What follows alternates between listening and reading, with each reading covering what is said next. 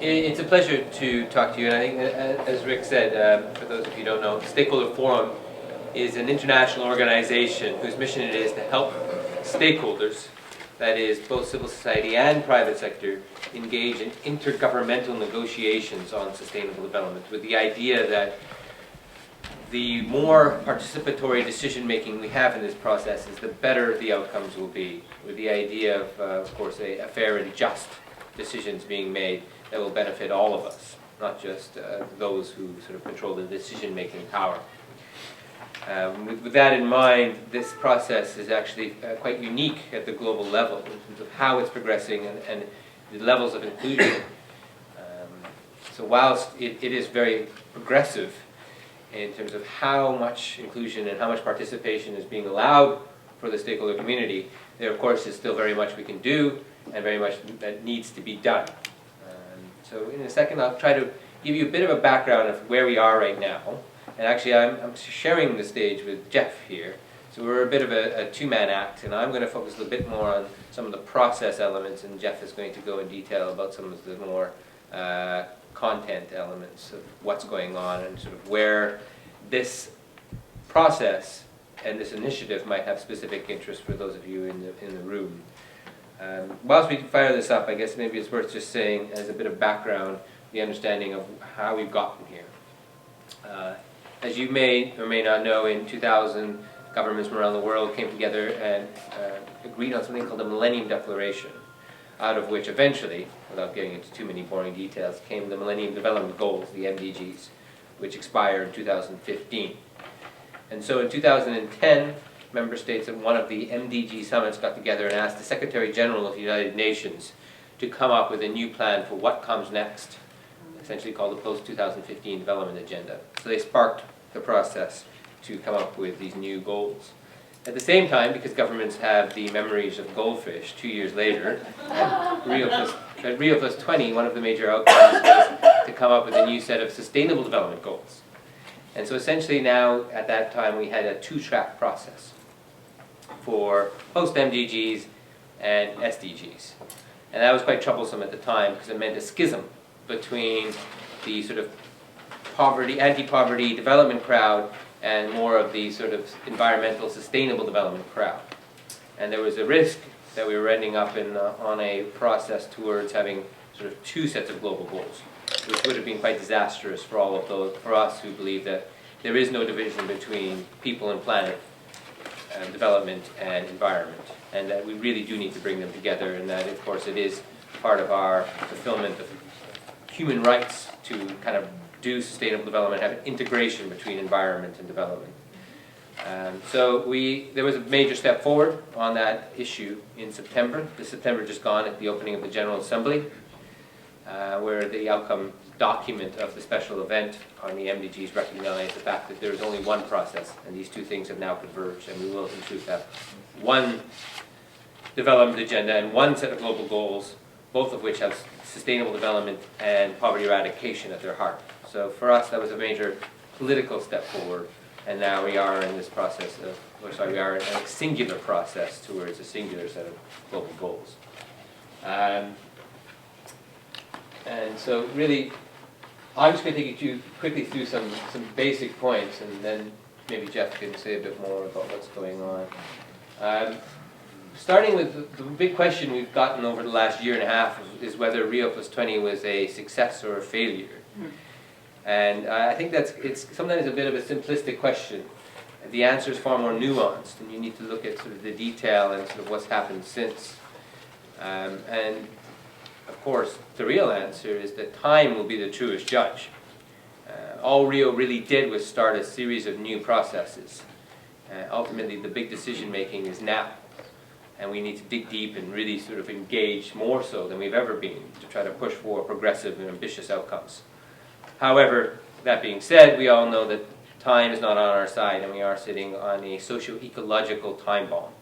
And so we do need to actually move quite quickly and get these sort of really progressive outcomes from this whole process. So maybe we can just, thank you. So Rio plus 20 successful failure. That takes us to this very, very complex slide. This is courtesy of our friends from CAFOD. Stakeholder Forum actually has an interactive version on our website, which might be easier to navigate, but you can't actually show it all in one slide because of the fact you get this very dense morass of information. And this is the simplistic version, I promise you.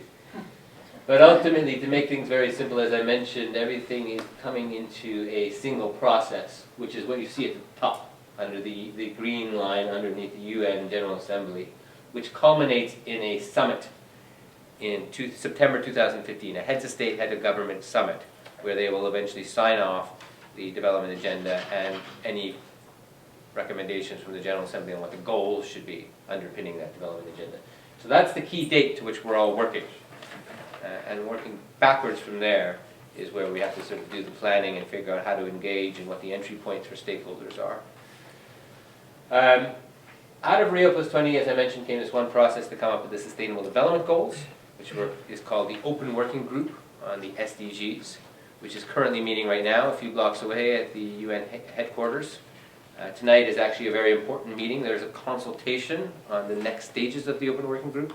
So essentially what we're finishing right now, and the reason they're meeting, is the last session in what they're calling the stock-taking phase, which is the input phase, where everyone can kind of come in and say what they want to talk about and talk about what they think the goals should be around 22 thematic topics. And that finishes this week. And tonight's meeting is about how they proceed to the next stage, which is essentially the report drafting stage. And of course, as complicated as it is now, this is the easy part. The real bloodbath begins next, when they actually have to go down this process of prioritizing and coming to a small set of goals. So you can see here, this Open Working Group process is this lighter gray line, and they have to finish a report by September 2014, but in truth they'll finish in July because essentially the UN takes the summer off, and that's the last session. So there's not very long to go now. At the same time, the other process coming out of Rio plus 20 was the Sustainable Development Financing process. So how we pay for whatever the goals will be, which is obviously equally contentious.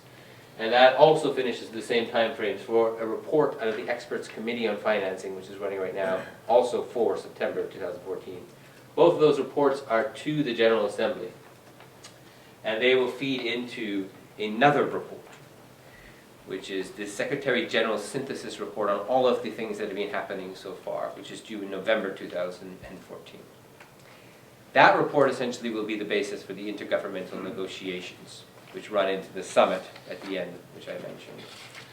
There's a lot of other things going on here, including some work on governance. Another outcome of Rio plus 20 was the new platform for sustainable development, something called the High-Level Political Forum, which is met for the first time in September, and this is now meant to be the highest level body in sustainable development, in the UN system for sustainable development, and it has a coordinating oversight body across the UN system to ensure that sustainable development is a coherent agenda for all of the UN. That at the moment, even though it's met for the first time at the heads of state level, is still quite an empty shell, and it really lacks a lot of definition about what its purpose is, how it will function, and what its architecture is. But that's a very, very important body for all of this work, because essentially it will become the institutional home for any new form of global goals. And so it'll be the place in which stakeholders can actually come together and interact with governments about how the process is going forward and whether or not the goals are truly being met or not. So it's a very, very important body, and we have to get its creation, its design right. So there's a lot of work to do on the governance side as well. So whilst we focus on getting the goals right, the design of the goals, there are some institutional arrangement elements that we shouldn't lose sight of. And running parallel to all of this, of course, as you're probably well aware, is the climate change negotiations in something called the UNFCCC, which is this line here. It's the United Nations Framework Convention on Climate Change, which was one of the framework agreements coming out of the Rio 92 conference, the original Earth Summit. And that is scheduled for an agreement, a global climate agreement, in November 2015 at the Paris meeting. So in addition to everything that we're doing here in New York, there is this other thing on climate change. And of course, being a sustainable development purist, I think it's very hard to talk meaningfully about sustainable development without including climate change in the discussion. But for political reasons, these things are being kept very separate. And that's problematic for a lot of reasons. We need to find a way in which you can meaningfully have you can have a set of goals that meaningfully also addresses climate change, sort of without even mentioning climate change or having a goal on climate change. So this will be a very interesting diplomatic challenge.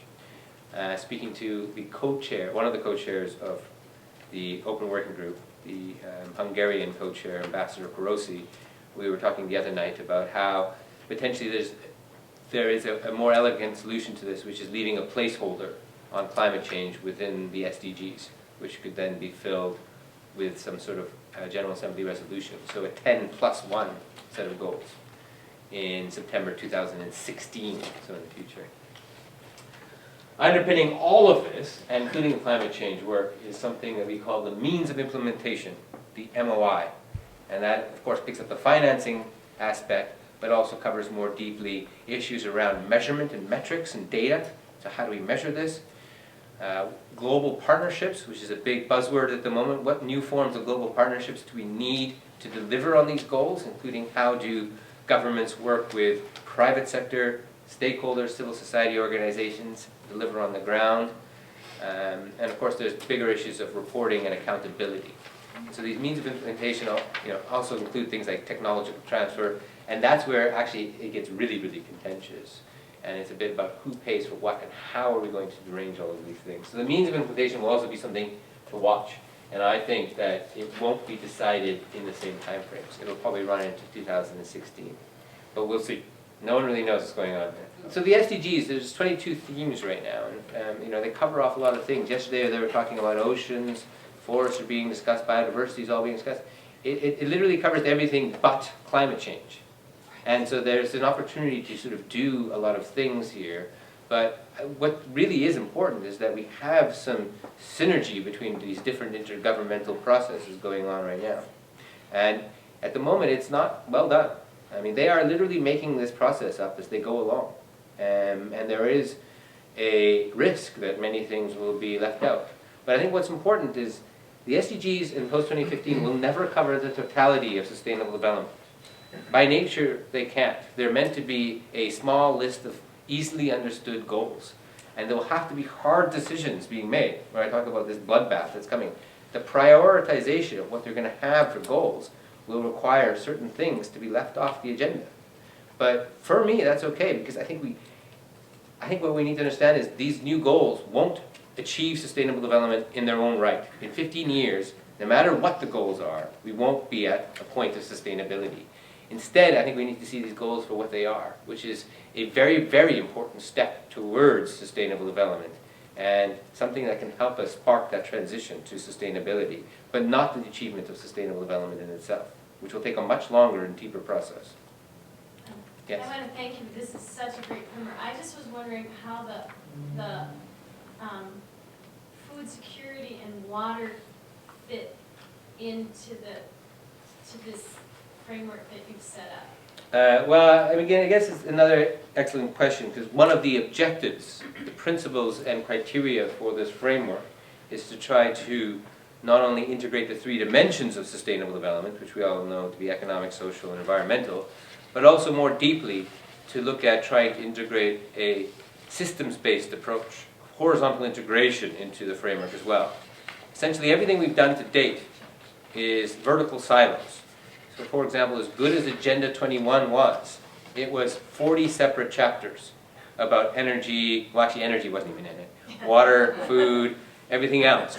And they didn't really make the linkages very specific. And now we have an opportunity, and we have a real deeper need to explore how we can take this box, which is being always put into vertical silos, and tip it on its side, and see things more in a horizontally integrated way. But that is a huge intellectual challenge, which I don't think people know how to do.